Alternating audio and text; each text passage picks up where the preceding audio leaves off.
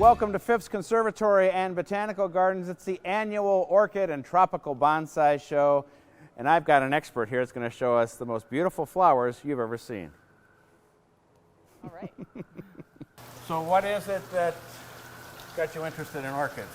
Well, to me, orchids are fascinating, and when the opportunity for the position came open, I sprung for it, even though it was a chance. I didn't really know a lot about orchids, but they're endless fascination, so I went for it. Well, when you say endless fascination, just in this little bed here, we see every different, not every different, but so many different shapes, colors, and one with an amazing scientific story.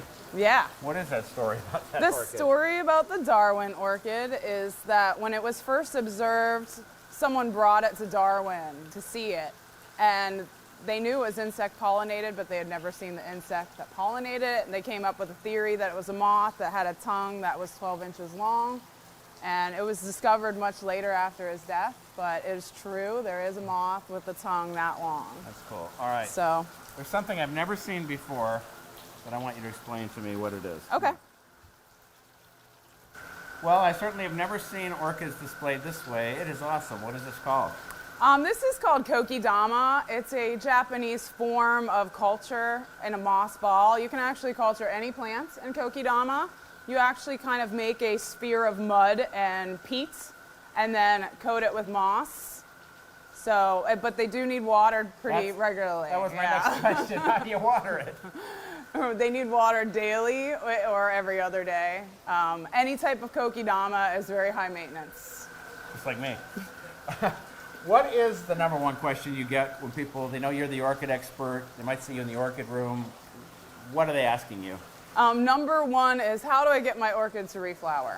How do I get my orchid to reflower? Well, it depends on what kind of orchid, but Phalaenopsis is the most commonly owned orchid at home, and it really needs a temperature change between day and night, 10 to 15 degrees, which our home doesn't usually offer. So put your orchids outside in the summer and let them enjoy that summer-fall change, and you can get a flower in the winter. A lot of people don't know that orchids are fragrant, and that's what I want you to show us next. Okay. All right.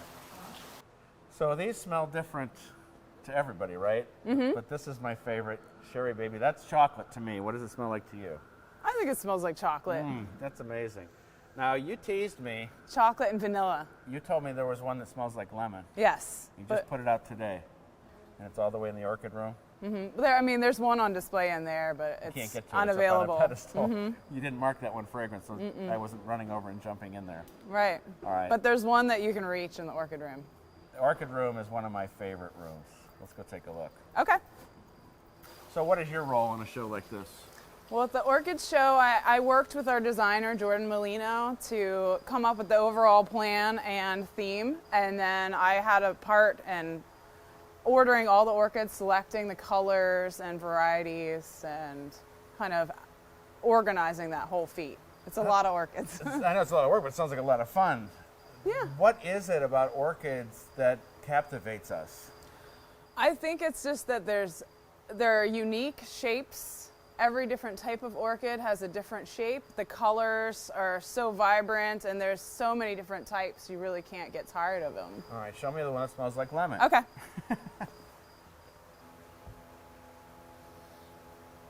Wow. I know. Lemon pledge, right? Yes. Oh, that's amazing. It's a very, very clean lemon smell. Oh, that is so cool. Yeah. First off, what do you get out of this job, personally?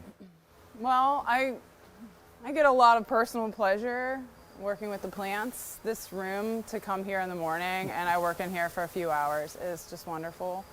I mean, it's very peaceful, and I'm the only one that takes care of this room, so it's like kind of a zen moment of the day.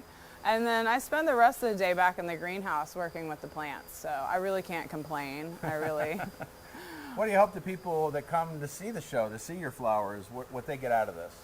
I hope that people will come here and learn more about orchids. There's more than one type of orchid. There's about 35,000 different orchids, if not more. And new orchids are being discovered in the wild still today, so there's a lot more than what is even here. Don't miss the miniature orchids. There's a case of them at the very front of the room. Many people walk by it, but they're very unique little shapes, and They're the best ones to have at your house because they don't take up any space. Katie, thank you so much for You're showing us. welcome. It's awesome. So this is both of our favorite rooms, right? Mm-hmm. All right, thanks. You're welcome. One thing we didn't get to see are the amazing bonsai trees. This orchid and tropical bonsai show is the best way to do winter from the inside. And there's so much beauty and fragrance here. It's just amazing. Now check me out online. There's lots of information about Phipps there and lots of other garden projects. Till next week, you're not getting me out of here. We'll see you then.